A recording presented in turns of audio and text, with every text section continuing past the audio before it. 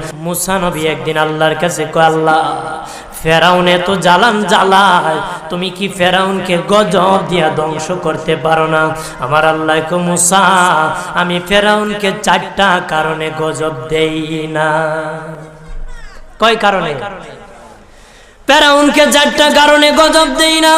1 নম্বর কারণ হলো রে মুসা, সারাদিন ফেরাউন বলে আমি খোদা, আর রাত যখন হয়ে যায় জঙ্গলে যায় কল্লাম আমি জানি তুমি খোদা, আমি খোদা না, কিন্তু আমারে মানুষ খোদা কইলে ভালো লাগে, খোদা কইলে ভালো লাগে। প্রভু তাই তুমি বিরক্ত হইয়া আমার উপর গজব দিও না। আল্লাহ বলে, মুসা রে ওই ফেরাউনের রাত্রির দুয়ার কারণে আমি আল্লাহ তার উপর গজব দেই না।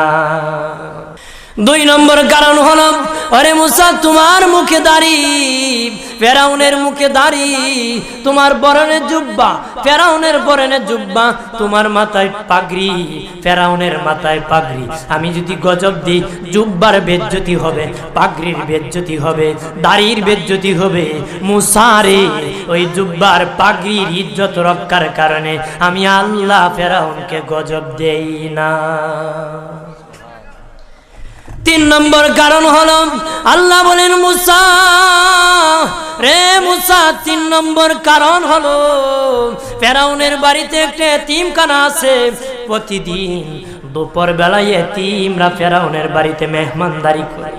তারা খাওয়ার পরে আমি আল্লাহর কাছে দোয়া করে, আল্লাহ তুমি যদি গুসা হয়ে ফেরাউনকে গজব দিয়ে ধ্বংস করে দাও, আমরা এতিমকে কে খাওয়াইবে রে আল্লাহ, আমাদের দোয়ার বরকতে ফেরাউনকে গজব দিও না। আল্লাহ বলে, মুসা রে এতিমের দোয়ার কারণে আমি আল্লাহ গজব দেই না। 4 নম্বর কারণ, আল্লাহ বলেন মুসা ফেরাউনের একটা মাছ বিদ্ধ, হাঁটতে পারে না, ফেরাউন নিজ হাতে নিয়ে গোসল করায়, নিজ হাতে মায়ের শরীরে তৈল লাগায় দেয়, নিজ হাতে ফেরাউন খাওয়ায় দেয়।